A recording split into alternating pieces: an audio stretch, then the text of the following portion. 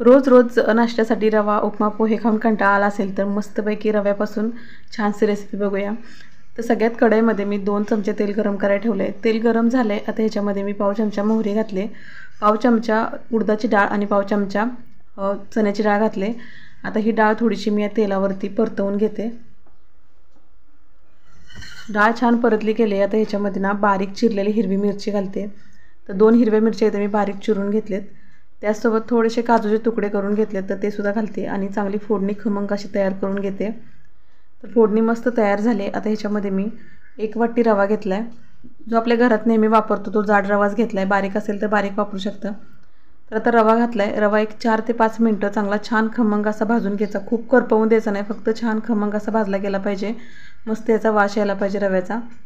तर रवा इथं व्यवस्थित असा भाजला गेला आहे। तर बघू शकता, आता गॅस बंद करते आणि थोडासा रवा मी थंड करून घेते। रवा थोडा थंड झाला आहे, आता हा मी एका पातेल्यामध्ये काढून घेतला आहे। आता याच्यामध्ये अर्धी वाटी दही घालते, त्यासोबत 1 वाटी मी इथं पाणी घालते।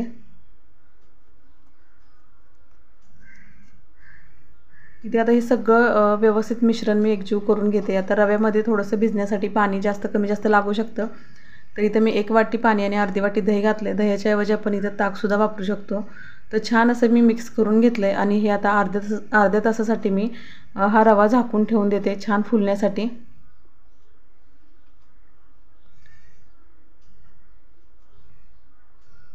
तर अर्धा तास झाला आहे आणि आता बघूया, मस्त असा रवा छान फुलला आहे आणि जे रव्यामध्ये पाणी होतं ते पाणी छान असं रव्यामध्ये शोषलं गेलं आहे आणि रवा छान असा फुलला आहे, मस्त तयार झाला आहे। आता याच्यामध्ये मी बाकीचं साहित्य घालते। तर पाव चमचा मी इथं खाण्याचा सोडा घालते, इथं आपण इनोसुद्धा वापरू शकतो। त्याचसोबत इथं चवीनुसार मीठसुद्धा घालून घेते। त्याचबरोबर भरपूर अशी कोथिंबीर घातली आणि परत एकदा मी एक वाटीभर पाणी घातलं आहे आणि हे पीठ छान असं सरसरीत, जसं आपण इडलीसाठी पीठ तयार करतो ना त्या पद्धतीने इथे मी पीठ तयार करून घेते। छान व्यवस्थित फेटून घेतलं आहे आणि मस्त आता इथं पीठ तयार करून घेतलं आहे। त्याचसोबत आता जे इडलीचे भांडे आहे त्याला मी तेल लावून घेतलं आहे आणि याच्यामध्ये हे सर्व मिश्रण छान असं भरून घेते। तर आज बनवतोय आपण मस्त खमंग फोडणी दिलेल्या रव्याच्या इडल्या।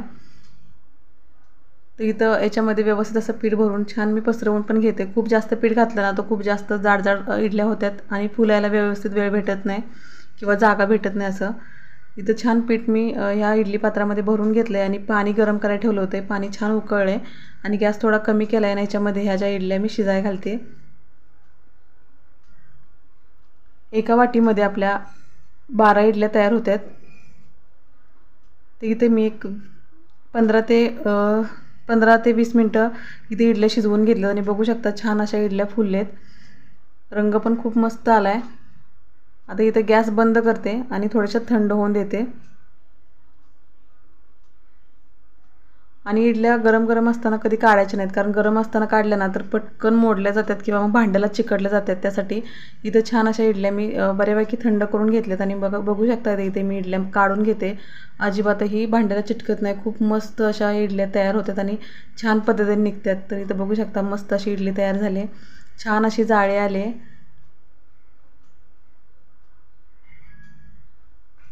तर अगदी साधी सोपी ही इडलीची रेसिपी आहे। म्हणजे नेहमी आपण नाश्त्याला तेच पदार्थ खातो ना, मग ही रवा इडली नक्की करून बघा, अगदी साधी सोपी रेसिपी आहे। तर इथे बघू शकता इडल्या पण अगदी छान निघतात, अजिबातही भांड्याला चिटकत नाही किंवा मोडत पण नाही, तुटत पण नाही, मस्त अशा इडल्या तयार झाल्यात, छान अशी जाळी पण आले।